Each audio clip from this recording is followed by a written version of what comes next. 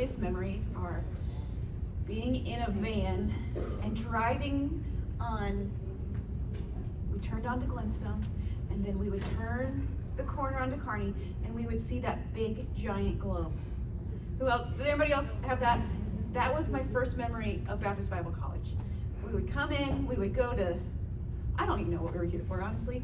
Probably fellowship week, but those are my earliest memories, and I got saved just a couple blocks from here on Boonville Street in a parking lot because somebody had told about Jesus, and I was ready, and we just pulled over in the parking lot right there, right down the road from here, and I asked Jesus to be my Savior. And that's one of my favorite memories about Springfield, and it's funny because now I live here, and my girl's doctor's office is directly across the street, so I get to see that special place every time we go to the doctor. In high school, I had decided that I was going to be a lawyer, and I was going to be the first female president of the United States. And then I took a law class, and it was terrible. And then I traveled with a camp for a summer, and I met people from Baptist Bible College, and I had been here, and I did not want to come here. This is not what I wanted to do. I didn't want to study anything that they had here. I had all these ambitions. And then I saw what kind of people they produced, and that changed my mind. So in 2006, I arrived on campus. I lived on Woodworth 4. Jessica Potts was, I think, my neighbor, or pretty close to it. We called it the floor closest to God because it is the highest point on campus. You have to walk up the most amount of stairs of any building to get to your room. And when I was a freshman, you still had to wear your skirt to class and chapel and lunch. We couldn't watch TV or go to the movies. We did these things anyway, but we weren't supposed to. But when I was here, that's when those things started to change. And so I experienced a lot of changes here while I was a student. We got to wear pants to class, and that was a big deal. And then I remember we watched a movie in our dorm room without it being a secret. And that was a big deal. And so there's just so many things that are so different now, like you wouldn't even think about. I wear skirts to work. I work here and I wear pants every day. I don't ever wear a skirt to work. But that's just one of the things that changed while I was here. I was a music education major, so the majority of my time was spent in the Kennedy Fine Arts Building. So if we went to school together and you weren't a music major, I probably did not know you because I spent my entire education time here. I was a music education major. I spent every spare minute practicing or on some kind of music project. And I got the privilege of having classes with the Bolins. Who remembers the Bolins? Their classes were my favorite. They had the most encouraging and faith-filled classes I had on campus. Don't tell my Bible professors that. I learned that more in their music classes than I did in their Bible classes. Dr. Bolin started every class by asking what we had read that morning in our Bibles.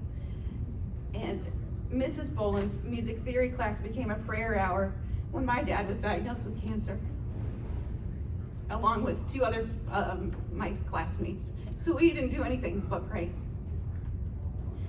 Mission University is where my faith became my own. I was 800 miles away from my family, and I didn't know anybody here. I knew my roommate because we had traveled during summer camp together, so I knew her, but she left shortly after. She left after a semester, and so then I was on my own. I didn't know anybody else here, so I made a lot of new friends, and I learned how to do things that I didn't think I could do. I learned how to serve in my church without my parents. I learned how to read my Bible on my own, how to make my study my own. And sometimes I thought I did these things because I didn't want Dr. Bolin to call on me in the morning, and I would be ashamed that I hadn't read my Bible that day. But I knew it was the right thing to do. I learned how to serve my church and be a faithful member. And I worked with so many wonderful people. Broadway Baptist Church, and now is a big giant Crossway Baptist Church, and at High Street. And so I learned new ways of service that I didn't think of before. With the reputation of Baptist Bridal College, I assumed that I would meet someone my freshman year, and we would get married after graduation, and then we would go and serve and have a wonderful life of ministry. I didn't go on a single date when I was a student, not a one. So I graduated 2010. I moved back to Ohio and started teaching. I thought, okay, I can be a teacher. I can do this. And then my dad got a call from somebody at Baptist Bible College, and he became the president. And I thought, well, I don't want to live in Ohio by myself. So I got a job.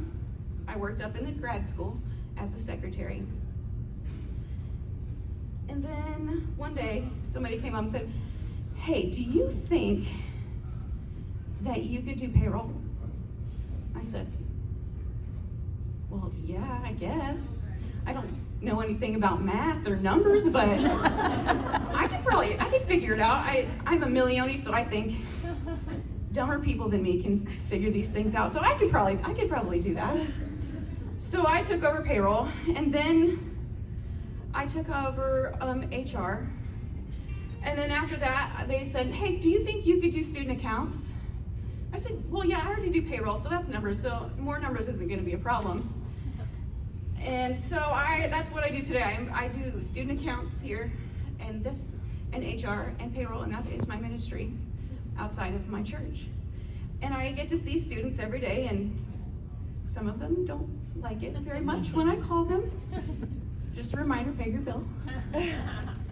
But Mission University is a place where you learn to serve, and you can still serve, and it's just a wonderful, wonderful place. And it's also where I met the love of my life. My mom already talked about this a little bit, but that's okay. Baptist Bridal College didn't work out the first time, so I came back. And the second time it did. So in 2017, there was this new guy that he's waving in the window right now.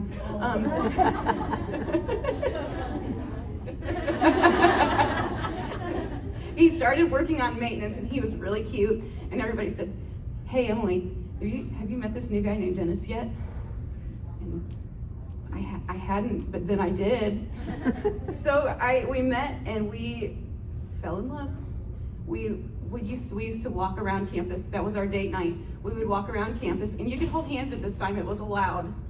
We would hold hands and walk on campus. And then we got married in 2018. And then our first daughter, Annabelle, was born in 2019.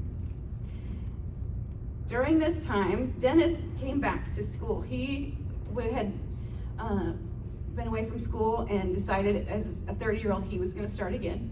So he began school, and when he graduated in 2021, we shortly after that had our daughter Abigail. And the same week he graduated, he was called to be the senior pastor at Noble Hill Baptist Church. So now we serve together at Noble Hill, and it's a wonderful place to go to church and to serve. Sorry, my phone's ringing. It's really distracting me. Our daughter Abigail was born in November 2021, and they're being raised right here. We live right here on the Mission University campus. So my girls have a unique privilege. They get to ride their bikes right out here in that big circle there. There used to be the fountain. They can ride their bikes there. They ride their bikes in the parking lot. They are the only kids that are not afraid to walk into the president's office. And they know exactly who has candy in which office and which ones they need to visit. And they are the future of our Mission University. And so it's just so neat for them to be able to grow up right here. They love to play out in our yard and see all the big kids and see what they're doing. And they know that this is a fun and a safe place for them to be. They know that someday that they can be students here. I'm not sure if they want to go to school here because it's Pop-Ops College, or if it's because it's the same initials as Monsters University, which is their favorite movie. I don't know. But I'm so thankful for the legacy and history that MU has had in my life and the future legacy that it has for my children. Next, you get to hear from my little sister, Mariah.